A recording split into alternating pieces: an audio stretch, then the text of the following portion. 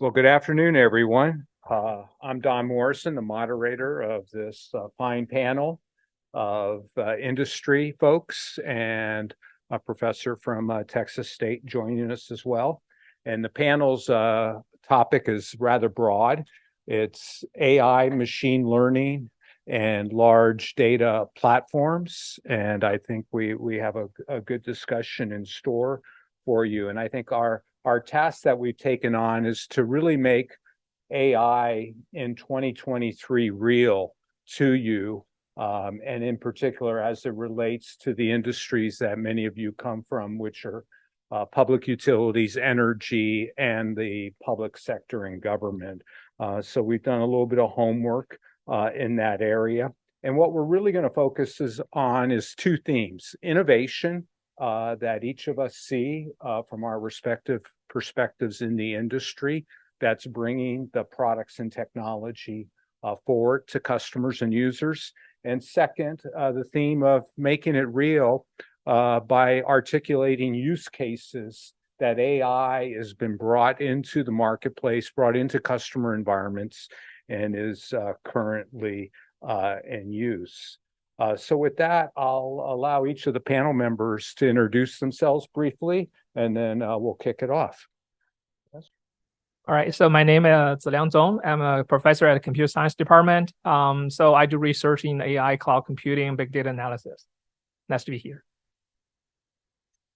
I'm Sacha Fontaine. I am a utility analytics advisor at SAS Institute. I say now SAS Institute. We used to go just by SAS, but we stand for Statistical Analysis Systems, not software service. That's a means of delivering a product. Our product is an AI ML platform where if you have a credit card, your company, your financial institution's probably using SAS. I work in the energy industry. That's my background. So helping utilities look at their data, particularly data that they've had for a while now in AMI, and look at it from energy forecasting point of view, asset health, and trading risks as well. Hi, everyone. I'm Sujatha. I'm the industry advisor for public sector healthcare and education for SAP Inc. So I live in the world of technology and business outcomes, and I think broadly how the technology can enable the businesses and the challenges that we see in the world of public sector. Hi, my name is Sachdeva. I'm the founder and CEO of Innowatts, headquartered out of Houston. Innowatts is an AI-powered energy data platform that is enabling the industry to improve energy reliability while improving affordability as well as sustainability for customers. So nice to meet you all. Thank you. So I'll kick it off and talk about the milestones that have occurred in 2023. And I have an old friend, a Stanford graduate that worked in artificial intelligence at Stanford, believe it or not, in 1981. And I used to joke with him for many years that next year was always going to be the year of AI. Alan Fisher is his name. He started a couple of companies along the way and did a lot of early work in AI at Stanford and outside. And he spent such an amazing amount of effort in the world of AI that we went through the 80s, the 90s, and it still didn't quite happen. Well, 2023, I think, made artificial intelligence real to everyone.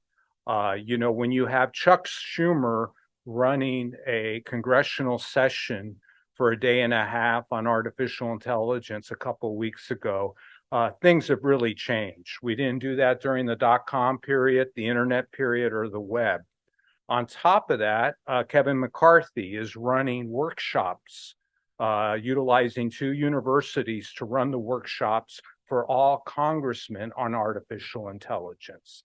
So I think 2023, as you'll see in a moment, is rather significant. I'll start with some of the breakthroughs. Everyone's well aware of ChatGPT 3 by now, but I think the scale and the significance of what we've achieved makes it very real for everyone in industry because they're far ahead. of where most of our industrial customers need to be. When we look at GPT-3, it's 175 billion parameters went into that model in terms of the data set. And that's what OpenAI brought to the marketplace in 2022, and Microsoft partnered with them around. It's incredible how fast we moved since 2022. Megatron, which is an NVIDIA research project, is now at 530 billion parameters. It's gone 2x, 2.5x the size in the last year. OpenAI, not to be outdone, just recently introduced a model called Pile that's now going to 800 billion. So the movement is rather, earth-shattering. And Google just recently released PALM, which is going to break 540 billion parameters. So the size of these, compared to, I do some work with a number of startups that work with the military. And I thought the databases and the size of what we're dealing with on a global scale inside the military, inside NASA, were significant. What we've achieved in the last 2 or 3 years in the computing world really, I think, validates the scalability and the technical capabilities of what we're talking about. And trust me, we're really only getting started. And what I mean by that is we doubled the processing capability in the last 2 years, literally 100%.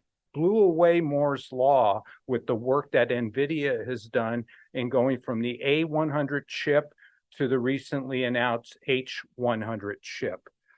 That chip is running 67 teraflops at peak performance. The prior chip that most of the AI models ran on, A100, was running at 1900. So in the last 2 to 3 years of silicon development, NVIDIA's taken it up 3x in performance. That is the basis for the future development of models. And not to be outdone, Qualcomm, which I think is very, very understated and very impressive. Qualcomm is delivering their next generation Snapdragon 8 at 26 trillion operations optimized for AI. That's a chip that Samsung, Apple may very well use in mobile phones to augment the processing capability of bringing an AI model down to a phone, so that your models and a chat session and an interactive visual, video, or text-based session can take place off the cloud, offline, and on a mobile device. So that's just what we've achieved so far this year, and there's a few more months left. Let me talk a little bit about public sector energy, and then we'll move into the panel. 96% of CIOs in the public sector, and this is according to the association, the National Association of Government CIOs, so not some industry or vendor-driven organization. 96% of CIOs are investing in anywhere from a trial to exploratory to trial to production use in state and local government. 1,000 projects were active last year, tracked by the Center for Digital Government. They believe this year they're projecting 2,000 active AI projects in state and local government. So this is moving fast in an industry that you wouldn't quite expect. The spend is going to be close to $2 billion this year in artificial intelligence in state and local government only. And let me just give you some taste of projects. San Antonio, Texas, the 311 system is now powered by AI in San Antonio.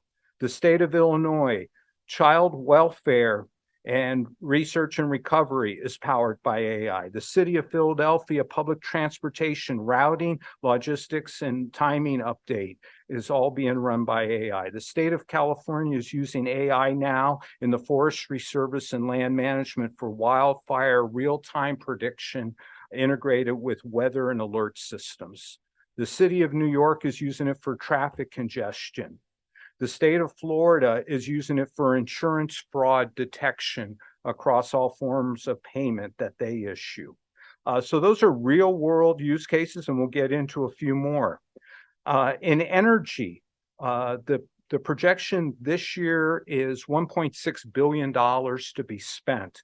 The growth is projected to go to 6.2 in the energy utility sector in the next 5 years. 70% of utility CIOs, according to a McKinsey survey recently, are actively engaged in some form of AI investigation in the public utility space.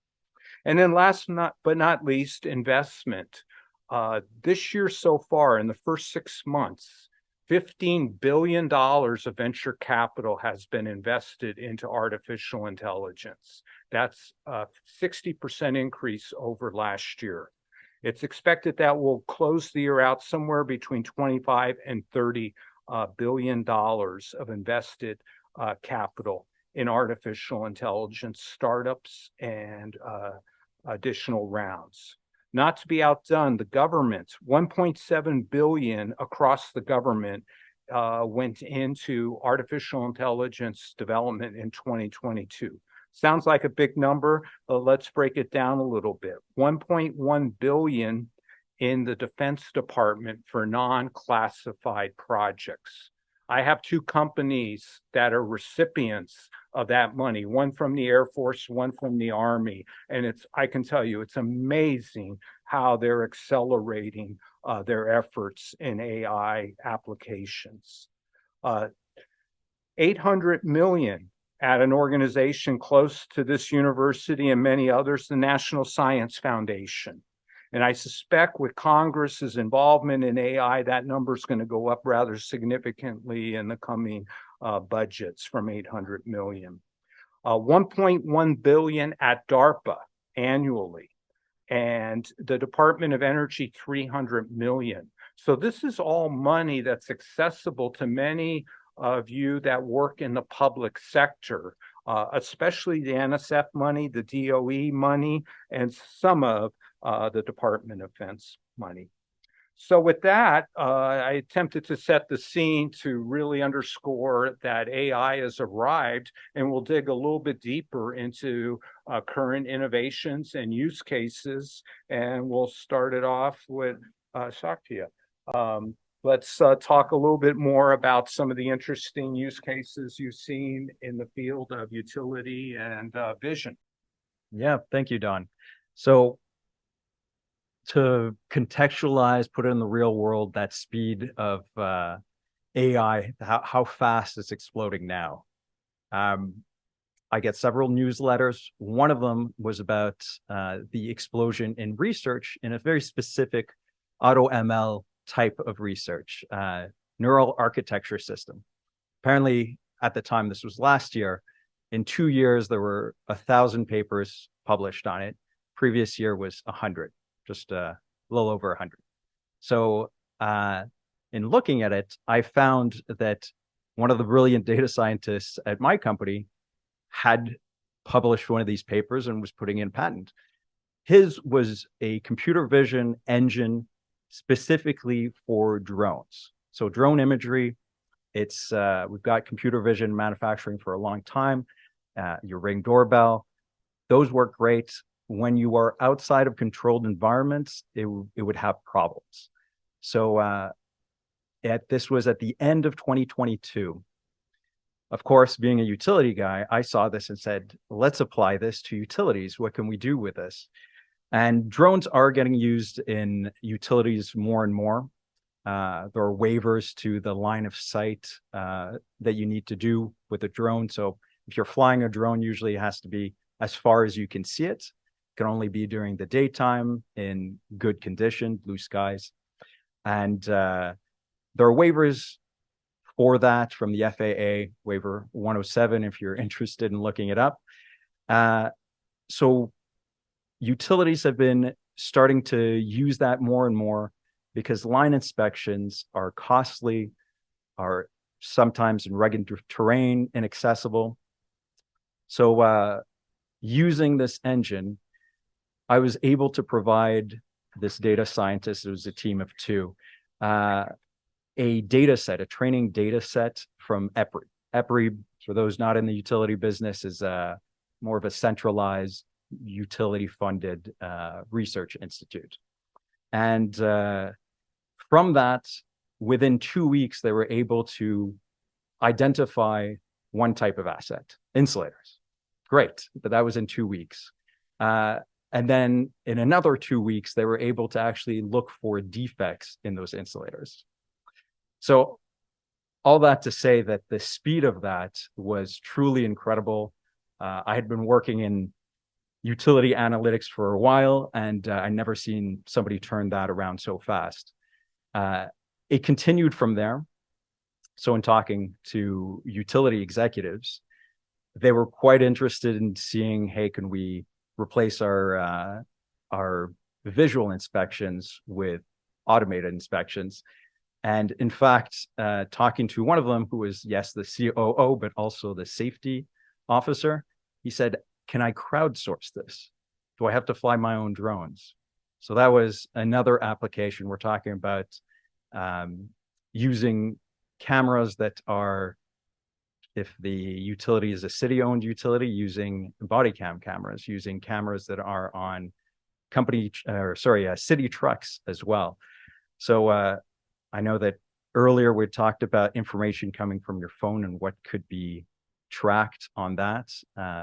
This was expanding it now from just location information you get from your phone to video sourced information leading to better asset health prediction for utilities. So that's one example there. There are many more. I'd love to talk about synthetic data, but I'll leave some time. So when I think about the public sector and the government, I look at AI, the utility of AI and information. So there are three topics that really come to mind. And I think it's very foundational for us to really consider these three topics before introducing AI in the world of public sector. The first one is policy and framework, which we have really seen, and some of the speakers have spoken about this morning and also this afternoon. There are different frameworks, different considerations. There are Business Roundtable working with NIST in US in trying to create a framework for AI for US.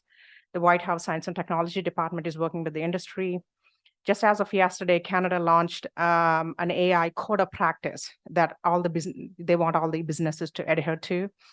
And there is EU regulations, which is the most stringent of the frameworks in AI. And however, Singapore is looking at a broader framework of collaboration. So irrespective of what the governments are doing across the globe, everyone's talking about how to use AI and how best to use it for the citizens. It's just because the governments have one role, and one role primarily is to safeguard the citizens. And whatever technology they use, irrespective of AI and not AI, they shouldn't harm the citizens. And then that's the premise. So my broader thought process is just with all this framework, it's always a collaboration. Just going back to Dr. Damian's point, is like you work in a collaboration, you work in teams, and you work with the industry where you understand. And the governments also need to understand where the data is going to come from. There are two aspects. One is the business data. As every other organization, they have ERP data. There's so much on the procurement, on the employees, and on the data sets of their citizens. And have there been case studies that have been developed within their business data that they don't have to worry about privacy and security too much? Yes. I'm not suggesting like the privacy and security is not the premise. The business data is contained within your business entity. And it is protected within the applications of the cloud or whatever the SaaS applications are. So it becomes a different premise to implement AI in that context. rather than just thinking AI in a broad generative way where, we have generative AI processes established. So working with the industry always helps. And some of the examples that I can give, we worked with governments of Australia where we're talking about fraud. Dr. Tahir was talking about fraud analysis. Government of New Zealand actually worked with the ERP data and the finance data and the tax data. And they're really trying to estimate when a citizen will default on paying taxes. And they haven't collected the data in an unethical way. The data is, they have the citizens' data at the fingertip. They have this protection layers of preserving the data and using it for the benefit of the citizens. So if the governments really think about with a different mindset how AI can be embedded within their operations, that is a better way of using AI. And the second thing that I would focus on, which is very important, is the maturity level. Just don't focus on the technology, focus on the maturity of where your data is coming from, how consistent your data is. So this is because I'm talking about public sector, I'll include an example of healthcare. If one of the organization entity within the healthcare has my first name and last name different, and if their primary table where they can segregate or is based on my first name, and another government entity uses my birth date as the primary segregant, it just becomes inconsistent. So even within the governments, they need to have a consistency of how data is being captured and how the data is used. So thinking about the data level and the interoperability of the data. So most of the government entities do not have a modern ERP for their operations. So thinking about cloud, making a migration to cloud is a conversation that they need to have. I think that's when the governments can really focus on not worrying about the framework and the security and the privacy, and the frameworks will fall through if you really enhance the adaptability of the right technology. However, for the right technology to be used, the two things needs to happen within the governments. One is, do you have the right skill sets? If you do not have the right skill set, no one has the right skill set, to be honest. Whoever thought generative AI and ChatGPT would take the leading role, even within SAP, that's our primary conversation. So that means the world is changing at a rapid pace. Always if the governments put a focus on reskilling their employees on a regular basis, just like the private organizations, I think we'll be further ahead. So that is important. Reskilling is not for when we talk about retirements coming and, silver tsunami. It is a consistent, constant process going forward. I think that is key and very important. And the other one is change management. I think the panel this morning was talking about, firefighters and how, using that example, its adoption is an issue because they don't want to change. I think the change is inevitable because we are seeing a shift in the demographics within the workforce. And eventually, when you put a newer demographic, younger generation in the seat, you will look at your technology and goes, what the hell is this? So it's like thinking about differently of trying to reskill your generation, providing them the upskill opportunities, and making technology as an enabler rather than focusing on technology and wanting to make change around it. And that's very important. The third aspect is AI. We talk about AI in terms of technology, process, and business cases and outcomes. But talk about AI within if you talk about AI within the organization, I think that's a different premise. There are three things that the AI can offer. And this is where I always put the thought of how technology can help your employees and within your team. One is user experience. When there is an interaction between a computer and a human, example, generative AI, if I'm able to ask, if I have a co-pilot that we have a co-pilot called Joel in SAP, where I can ask a question. And I'll say, tell me about, the inventory data of so-and-so, and it digs into the ERP procurement data within an organization and gives me insight. So if there is that human interaction, it becomes an experience for an employee for 3 reasons. They don't have to waste the time doing menial tasks and repetitive tasks. So they will spend more time on the strategic things that they need to do. The second one is you make your employees smarter. So AI is, if you look at AI in another perspective, not just because it's the buzzword, not that because it is everyone's using it, use AI for providing the best experience for the government entities, because it's really hard to attract talent for the government. It's really hard to compete with the private sector. And then, for the best way to do is have a really good leadership, focus on your employees, and use AI for providing the experience. So those are the 3 levels, and then the 3 areas for the public sector to look at and think about using artificial intelligence, and not from a point of technology, but the point of end user and the experience focused. So now going back to the case studies. So I'll be very brief. I'll be pretty quick. Governments have been talking about using AI for wildfire controls, for climate change. And but we have we used artificial intelligence and helped governments in Europe with the automated application process when the COVID hit. So there are case studies where, we are helping governments, think about fraud, not just for in their audit systems, through their procurement process. And the other big case studies is you have your procurement data, and, especially in the healthcare and the governments and for the infrastructure, it's such a huge cumbersome process to find an alternate product when one of the product is backlogged. And imagine PPE and cancer drugs. So AI, we have embedded AI, and the AI has been embedded within the procurement data, where it initiates the identification of the alternate product when a certain product or a pharmaceutical is backlogged. So this is the work that's been happening in the ecosystem of public sector, not just in one area of the government, but healthcare, education, and the public sector, the government in itself. That's a broad cases that I can think of. Great, thank you. Professor Zong, innovations and challenges?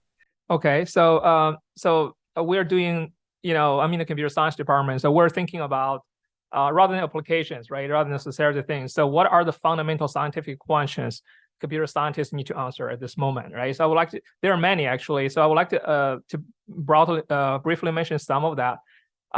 We all talk about ChatGPT, and then on the surface, the GPT type of models looks like just predicting next work, right? Based on the previous learned statistic data on that. But there might be something that we don't know, because we may actually ignore the case where the GPT models, the AI, may actually already develop knowledge by itself.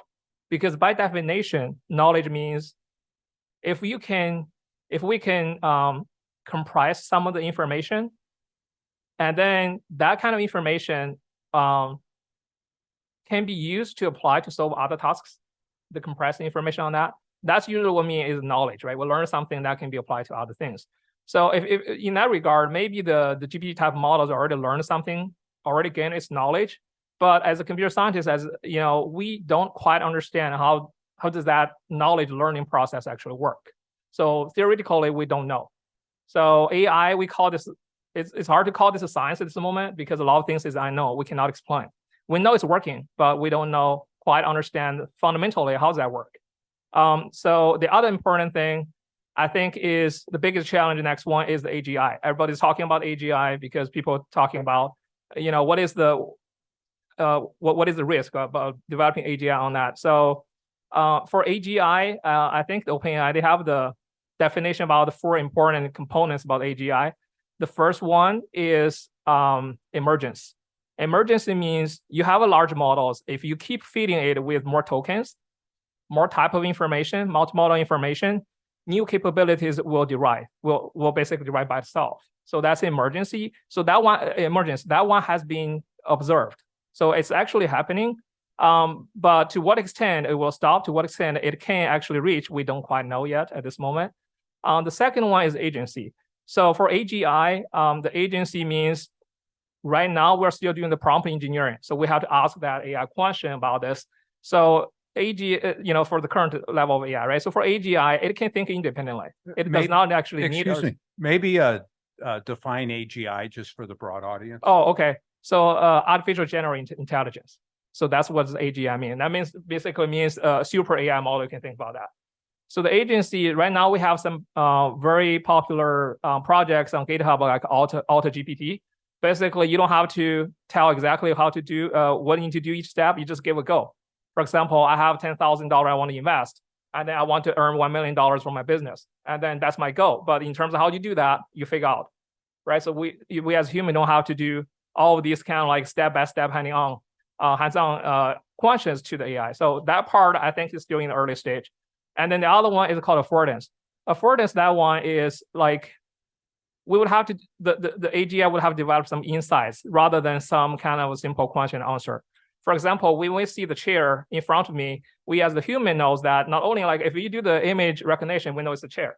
That's it. But for human, we actually get a much more information, deeper information than that. For example, when I see a chair, I know I can sit on it. I know I can move it. So there are a lot of things that the insights, the common sense that the AI can actually develop that the AGI should be able to do. So that part is still in the early stage on that. So the last one is embodiment.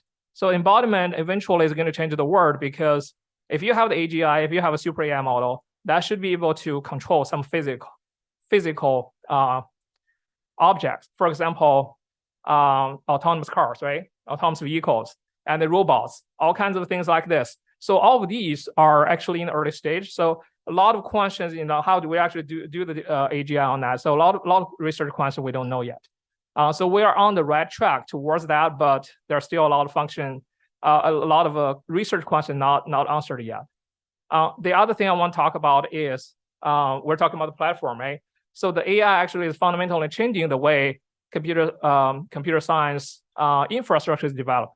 So at this moment, for example, for the AI, before for these smaller AI models, we could actually run on single machine on that, right? So like multiple GPUs on that. But for the large language model foundation models like GPT-4, there's no way you can do that on one machine. So in the future, the large models need to be trained on tens of thousands of machines.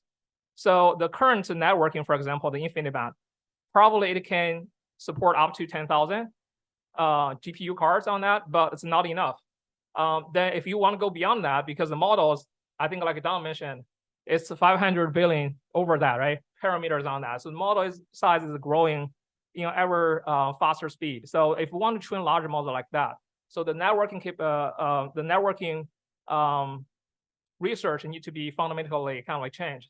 So we would have to say like, if we want to do Ethernet, so what would be the faster Ethernet look like? How do you connect this, right? In the future, maybe the way the cloud computing is organized is different. Right now, when we talk about cloud computing, we're talking about servers in the cloud. But in the future, probably we don't need that many servers. We just need tens of thousands of GPU cards, powerful GPU cards to be connected together. So what will be the future of cloud computing look like?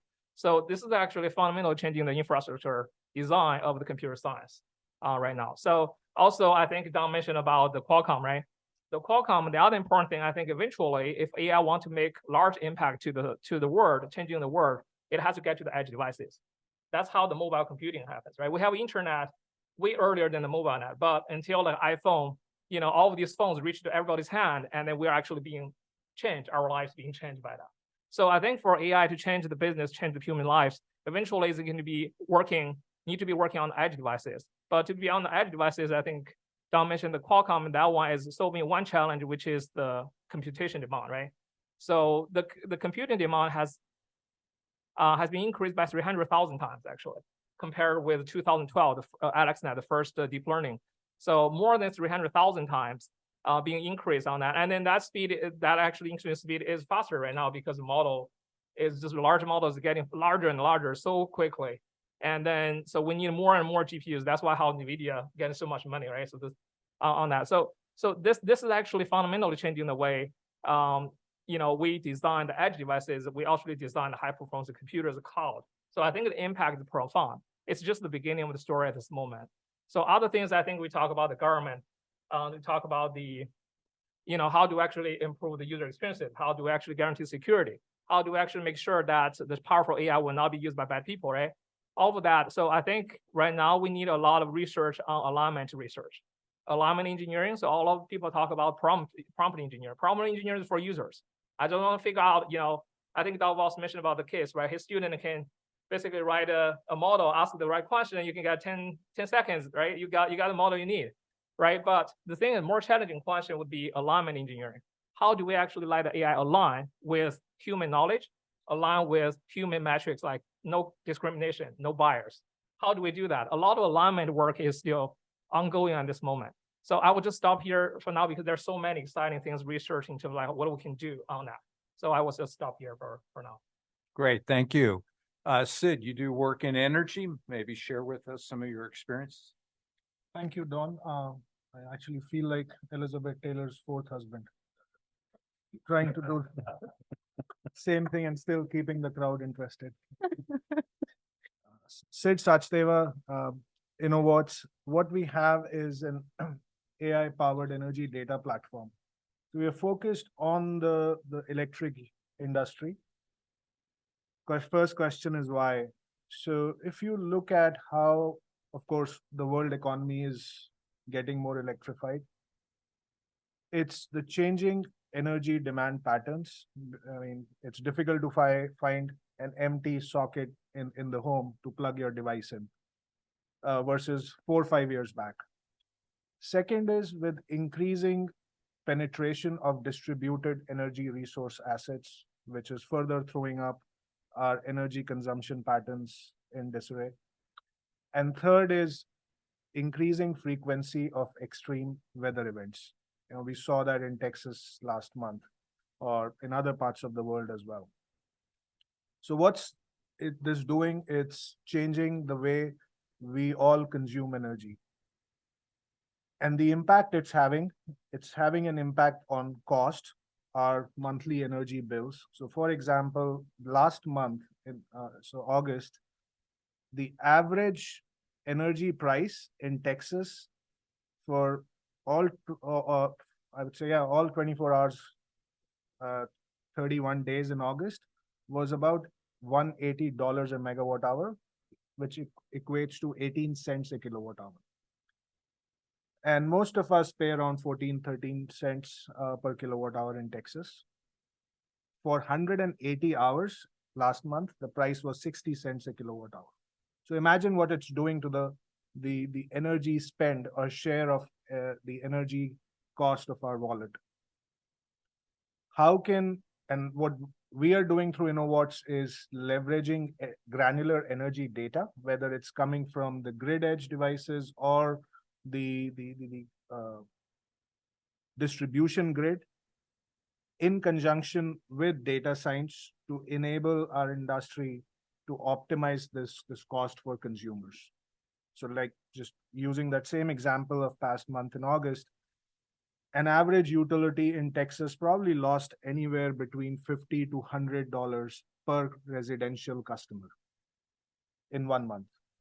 So using the right data science framework with data, we were actually able to reduce that by almost 70 to 75%.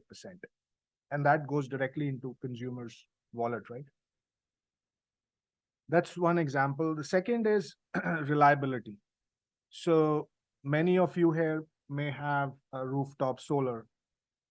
Now, what we are seeing is, yes, it is generating free energy, but it's also having an impact on the grid, which is shared by everyone.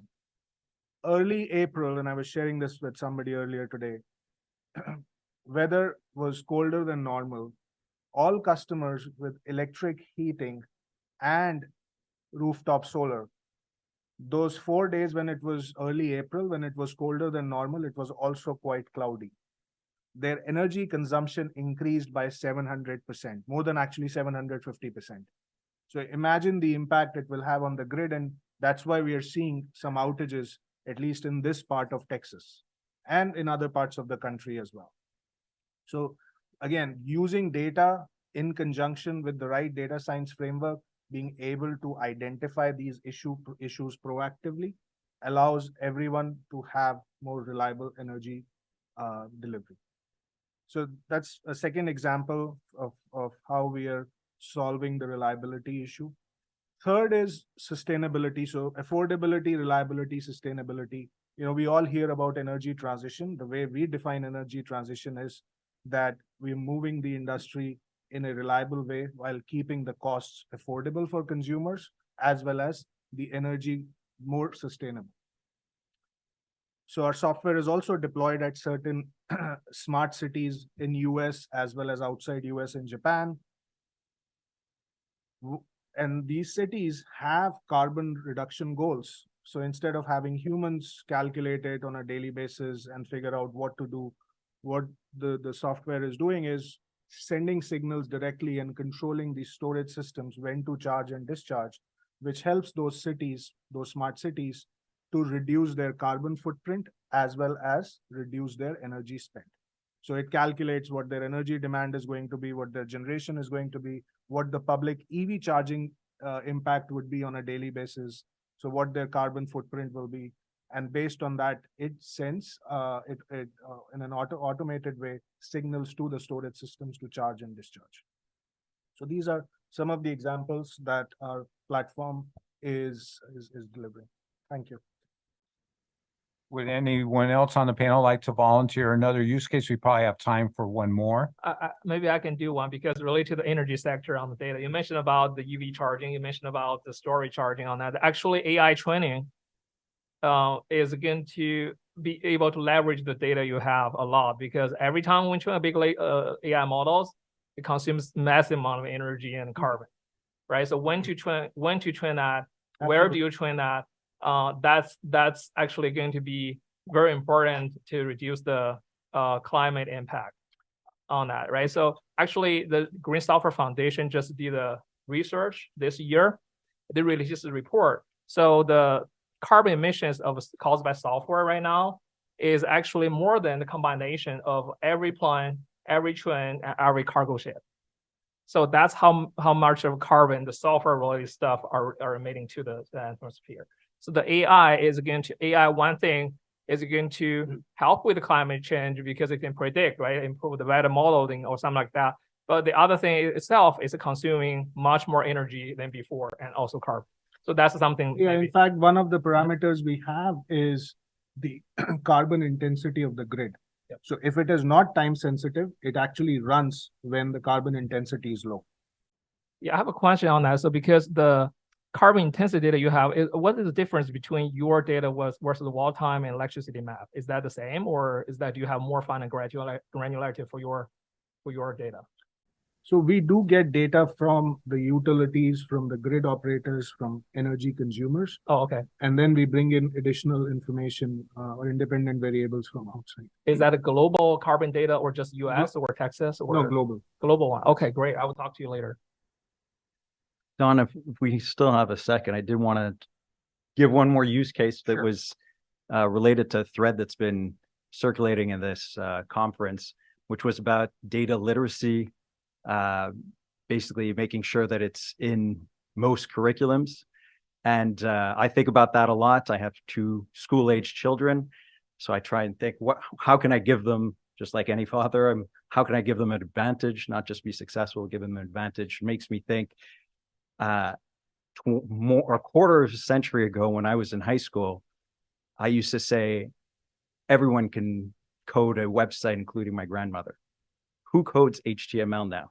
Everything is basically point and click.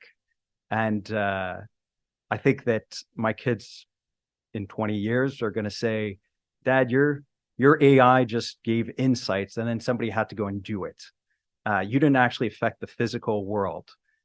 Perhaps, with additive manufacturing, with control of actual physical devices that themselves have AI, such as self-driving cars. Perhaps that's what they're going to be doing, right? Agent coordination. So that dovetails into my use case, which was a no-code use case. So we had a client, AES, they're a energy company. They have distributed generation in every continent but Africa and Antarctica. Somebody had to point that out to me. Forgot Antarctica.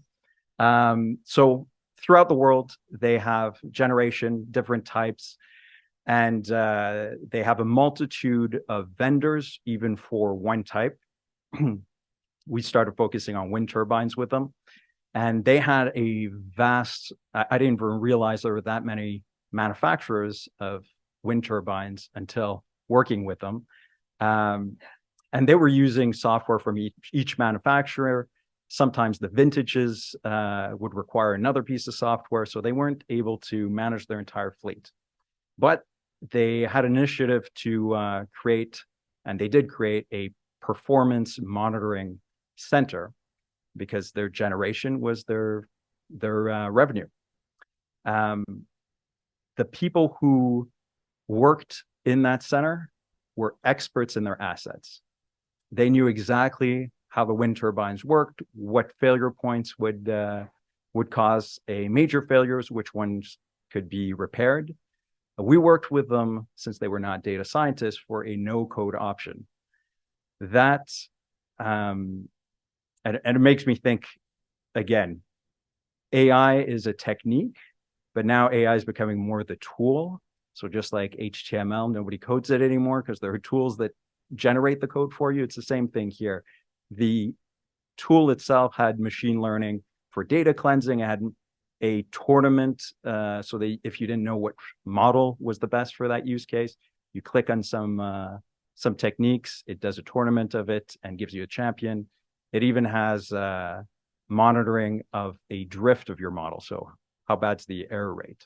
So with that, these asset experts didn't actually have to be data scientists. They were able to define exactly the data that was going into the model. And then there was a visual representation, which was a scatter plot, and anybody would have seen outliers on there. And if you evolve that, beyond, you could even go to where it's telling you your priority on those assets. So a data literacy is going to be useful, but I think we're going to evolve very quickly past that. Can I close with that no code, low code? I think that's very, very important for the government entities. It's also to work with the different skill sets that they have and with their data. One of the projects that we are working on is with a company called LF Alpha.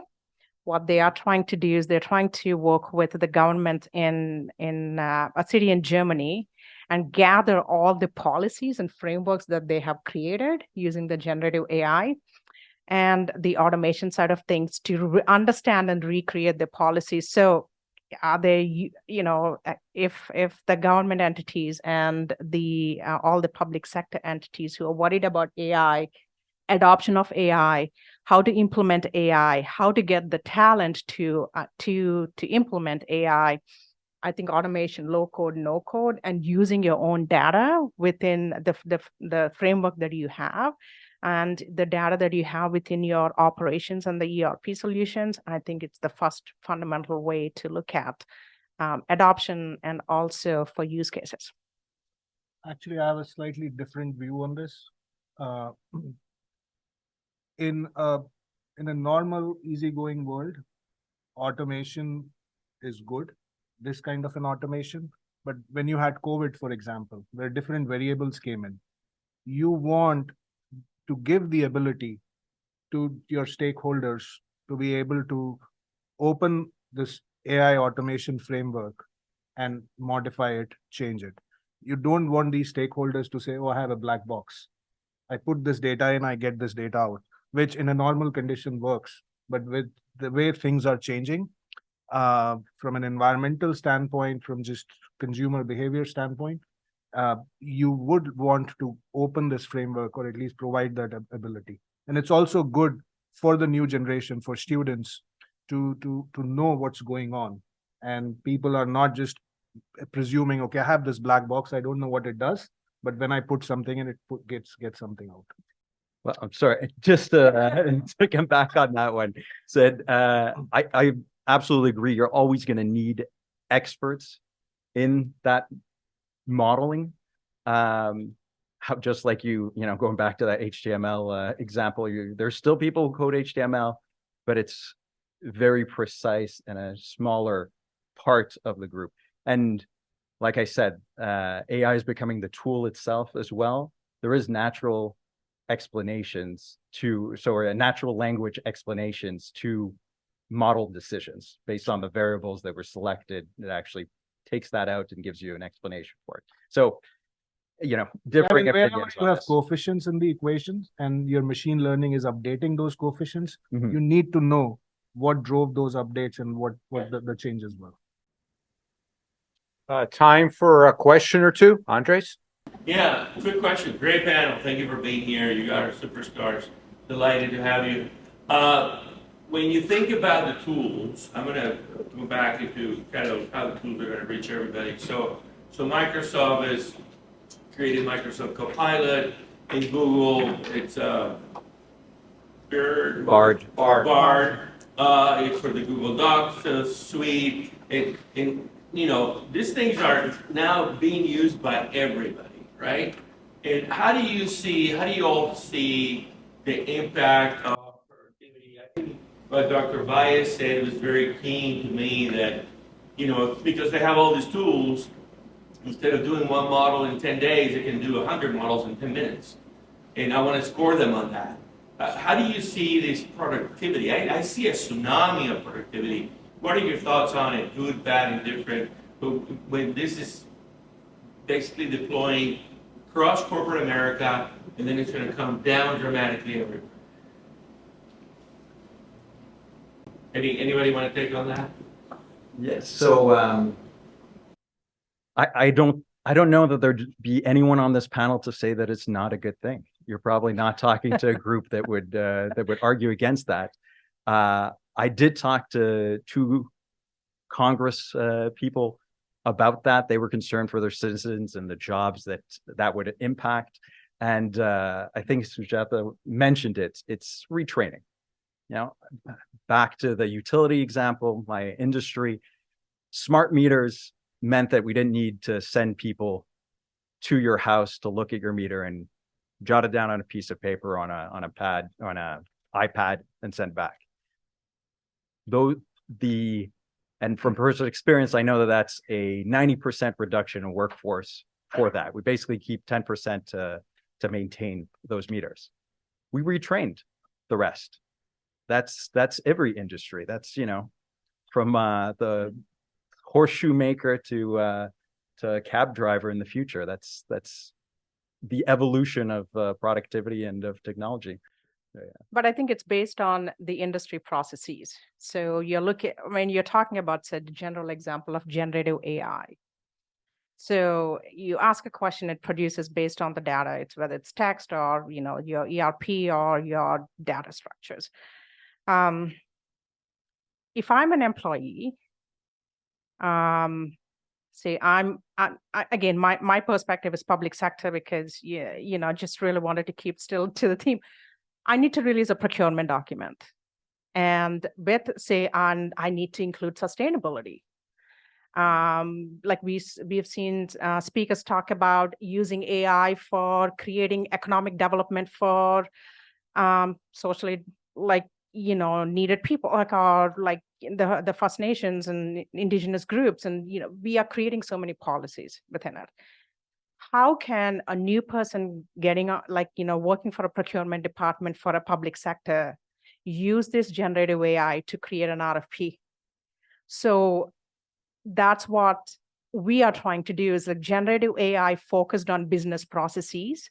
If that particular generative AI will be able to scour through all the past RFPs, was covered through the policies that the governments are releasing, policies on sustainability, inclusion of local businesses to increase economic output. All this, if you take all this and structure it, there will be a foundational document of RFP that's the generative AI is capable of producing right now. But so many technology providers have it, SAP has it. So that actually shows the productivity of you don't need to have the knowledge, or the knowledge translation that keeps missing from generation to generation is actually embedded using a generative AI kind of a solution. So I would look at productivity on what it's doing for your workforce and what your processes. And so there's so many other examples as such, but I think focusing on industry needs and the industry processes, I think it's going to be a good start on the productivity side of things. I'll give you just one example. 77% of like when we introduced generative AI in the HR modules, 77% of the time that generative AI was able to match someone's resume to the job description. And that particular job description also was made sure it's unbiased. Sometimes in the past, we used to use certain terms that were very catered to very highly specialized, skill sets or to certain gender. So that unbiasedness in the job description is actually being looked at, and which is needed to attract the right talent and more talent into the workforce. So by doing it, 77% of the time we were able to find a match. So that's an increase in the productivity, right? So that itself shows use cases, yes, productivity, yes, but how do you use the productivity also depends on the leadership. Are you ready to be able to embed or like take a risk on AI, especially something that you can control? And then just focus on your end users. Here in this case, the end users is not the citizen, end user is your own employee, because that particular, if you write a really clear RFP, you will get the right technology vendor or whoever vendor to service the right product. So it's just all interlinked. So that's my whole broad thought process. Well, we're 5 minutes after the hour, so I want to respect the. Couple more questions. We're good. There's another question. Let's do more. Okay. The calling's not going anywhere, I promise. This is actually for Sacha. Sacha, I had the great distinction and privilege to study data science under the great Claude Jabora, coined the term bricolage. Could you opine about the future of the development environment when everybody can steal a piece of code from somebody else that has AI? What's going to be the thing in terms of respecting IP? What's going to be the future of what type of programming environment will we find? Yeah, so that's going to be a fascinating conversation. Particularly, I think, was it Michael mentioned, do you meta tag generated content? Because at which point, generated content, there's a lot of controversy you all know about using, especially I think artists were looking at their content being used within the generation. So where's the where does the rights end on your own product, and what happens when yours includes the generation of the output of somebody else's AI? I know that that's how our economy works. It's a fascinating conversation that we're going to have, but Sir Isaac Newton said, I've seen so far because I stood on the shoulders of giants, you're always going to have to build on other people's work. So that's my point of view. I don't know, my company would agree with that, but at some point there's going to be a loss of the ability to track IP. Okay, I want to thank our panel for everyone coming together.